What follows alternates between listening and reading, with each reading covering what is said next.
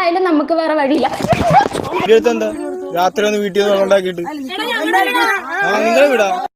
അമ്മ നല്ല രസകരമായിട്ട് പോയിക്കൊണ്ടിരിക്കുന്ന ഒരു സമയത്ത് നിങ്ങൾ അകലുന്നു. എന്തായിരുന്നു എൻ്റെ റീസൺ? എന്താണ് ശരിക്കും പറഞ്ഞാൽ? സംഭവം പറഞ്ഞാൽ അവന് പൈസ വേണം. അതായത് ഭാര്യയുടെ കൂടെ വെളിയിൽ പോകണം. വെളിയിൽ പോകാനായിട്ട് പൈസ വേണം. അതിൽ എൻ്റെ ഗോൾഡിൽ നല്ല നോട്ടം ഉണ്ടായിരുന്നു. അമ്മ അത് കൊടുക്കത്തില്ല എന്ന് പറഞ്ഞ് എൻ്റെ ദേഷ്യം അമ്മയോടും ഉണ്ട്. ഈ റോഷന്റെ വൈഫ് നേഴ്സാണ് അല്ലേ? അപ്പോൾ അവർക്ക് വിദേശത്തേക്ക് യൂറോപ്പിലേക്ക് പോകാനാണ്. എങ്ങനെ തുടങ്ങുന്നത്? അങ്ങനെ ഈ വിഷയം തുടങ്ങുന്നത് എങ്ങനെ? വിഷയം എന്ന് വെച്ചാൽ ഒരു ദിവസം അമ്മയടുത്ത് ഭയങ്കരമായിട്ടും കൺവീൻസ് ചെയ്ത് പറഞ്ഞ് ബാങ്കിലിരിക്കുന്ന ഗോൾഡ് എന്തെങ്കിലും പറ്റിപ്പോയി കഴിഞ്ഞാൽ ചെറിയൊരു എമൗണ്ടേ കോമ്പൻസേഷൻ കിട്ടത്തുള്ളൂ. അതുകൊണ്ട് തന്നെ അത് അവൻ വിറ്റിട്ട് അവനും വൈഫും കൂടെ വെളിയിൽ പോകുമെന്ന് പറഞ്ഞ്. അമ്മ പറഞ്ഞ് പറ്റത്തില്ല, അത് അവളുടെ ആണ്, എടുക്കാൻ പറ്റില്ല എന്ന് പറഞ്ഞ്. അതിനുശേഷം വീട്ടിൽ ഓരോരോ പ്രശ്നങ്ങളുണ്ടാക്കി എൻ്റെ ഓരോരോ സാധനങ്ങൾ വെച്ച് നശിപ്പിച്ചു തുടങ്ങി. ഞാൻ റൂമിൽ വെച്ചിരുന്ന എൻ്റെ ബക്കറ്റ് നശിപ്പിച്ചു. എൻ്റെ ലാപ്ടോപ്പ് വീട്ടിലേക്ക് അവളുടെ വീട്ടിലേക്ക് ആവശ്യമാണെന്ന് പറഞ്ഞ് എടുത്തിട്ട് പോയിട്ട് അത് നശിപ്പിച്ചാണ് കൊണ്ട് തന്നത്. അതൊക്കെ ഞാൻ തന്നെ റെഡിയാക്കി.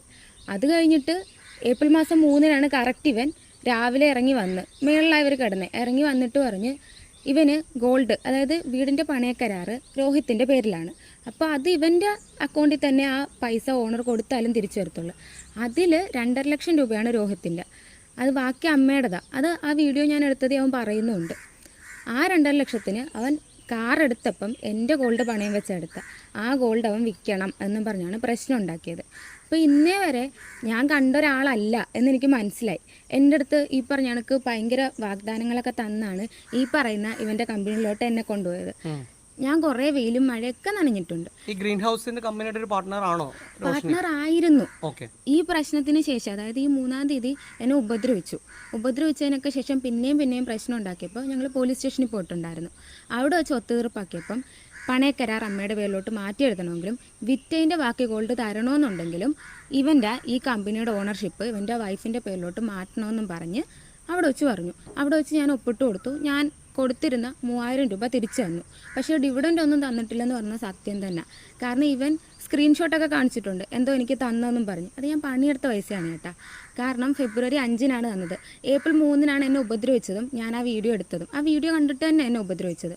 അത് നാളെ സോഷ്യൽ മീഡിയയിൽ പോയി കഴിഞ്ഞാൽ ഇവന് പ്രശ്നമാകും എന്നുള്ളതുകൊണ്ട് ആ വീഡിയോയ്ക്കകത്ത് അവൻ പറഞ്ഞിട്ടുണ്ട് ഡിവിഡൻ്റ് ഒന്നും തന്നിട്ടില്ല എന്നും കഴിക്കാൻ തരുന്നതിൻ്റെ കണക്കും ഒക്കെ അവൻ പറഞ്ഞിട്ടുണ്ട്.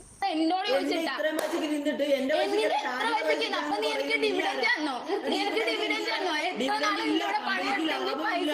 പണിയെടുത്തതിന് മാത്രമേ പൈസ എന്റെ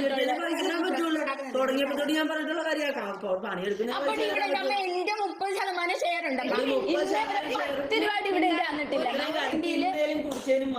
നീ എന്തോരം കണക്ക് പറഞ്ഞു മാത്രമല്ല തിന്നിട്ടുണ്ട്, ഡ്രസ് മേടിച്ചു തന്നിട്ടുണ്ട്, വേറെ KFC മറ്റൊന്നും. ഇവൻ എന്തോ ഒക്കെ വേണമെന്ന് ആഗ്രഹിച്ചിരുന്നു, അത് കിട്ടിയില്ല. പിന്നെ ഈ പറഞ്ഞ കണക്ക് അതിൻ്റെ പേരിൽ പ്രശ്നങ്ങളായി. ഓരോരോ പ്രശ്നം ഉണ്ടാക്കി ഇവൻ ഗ്രീൻ ഹൗസ് രോഹിത്ത് സ്വന്തം സഹോദരിയെ പറ്റി മോശമായിട്ടുള്ള രീതിയിൽ വീഡിയോ ഇട്ട സമയത്ത് തന്നെ ചിന്തിച്ചിട്ടുണ്ടായിരുന്നു. ഒരു സഹോദരനും ഒരു സഹോദരിയെ പറ്റി ഇങ്ങനെ ലൈവായിട്ട് ആൾക്കാർ ഇങ്ങനെ സംസാരിക്കാൻ പറ്റുമോ എന്ന് എനിക്ക് തോന്നിയിട്ടുണ്ടായിരുന്നു. ഇപ്പോൾ സഹോദരി തന്നെ ഓരോരോ കാര്യങ്ങളായിട്ട് പറയുന്നു, എന്തുകൊണ്ടാണ് അവൻ അങ്ങനെ പറഞ്ഞത് എന്നുള്ളൊരു കാര്യം ഇപ്പോൾ അനിയത്തി തന്നെയാണ് വെളിയിൽ ആൾക്കാരോട് എല്ലാം പറയുന്നത്. ഇൻ്റർവ്യൂ ആയിട്ട് ചെന്ന സമയത്താണ് ആ ഒരു വ്യക്തിയെടുത്താണ് അമ്മയും സഹോദരിയും കൂടെ പറയുന്നത്. പക്ഷേ ഇവനാണെങ്കിൽ രോഹിത്ത് എന്ന് പറഞ്ഞ ഈ ഒരു വ്യക്തി സ്വന്തം സഹോദരിയും അമ്മയെ പറ്റിയും സ്വന്തം യൂട്യൂബ് ചാനൽ എടുത്തിടുകയാണ് ചെയ്തിട്ടുണ്ടായിരുന്നത്. അനിയത്തിക്ക് ഒരു കണക്ഷനുണ്ട്, ആ ഒരു കണക്ഷൻ കളഞ്ഞിട്ട് അടുത്തൊരു കണക്ഷനുണ്ട്, ഇങ്ങനെ മൾട്ടിപ്പിൾ കണക്ഷൻസ് ഉണ്ടെന്ന് ഒരു വീഡിയോയിൽ വന്ന് സഹോദരിയെ പറ്റി പറയണം. എന്നാലോചിച്ച് നോക്ക്, ഇത്രയും നാൾ കൂടെ താമസിച്ച ഒരു സഹോദരിയെ പറ്റിയാണ് ഇങ്ങനെ പറയുന്നതെന്ന് ആലോചിക്കുമ്പോഴത്തേന് നമുക്കൊരിക്കലും ചിന്തിക്കാൻ പറ്റില്ല ഒരു സഹോദരൻ ഇങ്ങനെ സംസാരിക്കുക എന്നുള്ളൊരു കാര്യം. ചിലപ്പം ദേഷ്യങ്ങൾ വരാം, അടി കൂടാം, സഹോദരങ്ങൾ തമ്മിൽ ഇതെല്ലാം സംഭവിക്കാം. പക്ഷേ ഇങ്ങനെയുള്ള രീതിയിൽ മോശമായിട്ട് രീതിയിൽ ലൈവിൽ വന്ന് സഹോദരിയെക്കുറിച്ച് പറയണമെങ്കിൽ എന്ത് മോശമായിട്ടുള്ളൊരു വ്യക്തിയായിരിക്കണം ഈ ഒരു രോഹിത്ത് എന്ന് പറയുന്നത്. അത്ര മോശമായിട്ടുള്ള രീതിയിലാണ് സഹോദരിയെ പറ്റി പറഞ്ഞിട്ടുണ്ടായിരുന്നത്. ഓരോ ടൈമിൽ ഓരോ ബന്ധം, അടുത്ത ബന്ധം പോയി കഴിഞ്ഞാൽ ഒരു ബന്ധം പോയി കഴിഞ്ഞാൽ അടുത്ത ബന്ധം, ഇങ്ങനെയൊക്കെയാണ് സംസാരിച്ചിട്ടുള്ളത്. ഇതാ ഒരു അനിയത്തിക്ക് ഭയങ്കരമായിട്ടുള്ള രീതിയിൽ ബാധിച്ചിട്ടുണ്ട് എന്ന് തന്നെയാണ് ഈ ഒരു ഇൻ്റർവ്യൂ കണ്ട സമയത്ത് നമുക്ക് അറിയാൻ സാധിച്ചിട്ടുള്ളത്. ഒരിക്കലും ഒരു സഹോദരൻ ചെയ്യാൻ പാടില്ലാത്തൊരു കാര്യം. പൈസയ്ക്ക് വേണ്ടി സഹോദരിയെ അമ്മയൊക്കെ ഇതേ കണക്ക് ഉപയോഗിക്കാൻ ശ്രമിച്ചു. അവരത് തടഞ്ഞ സമയത്താണ് ഇങ്ങനത്തെ ഒരു രീതിയിലേക്ക് ചെല്ലുന്നതും അവരെ തരം താഴ്ത്തുന്ന രീതിയിൽ സംസാരവും തുടങ്ങിയത്.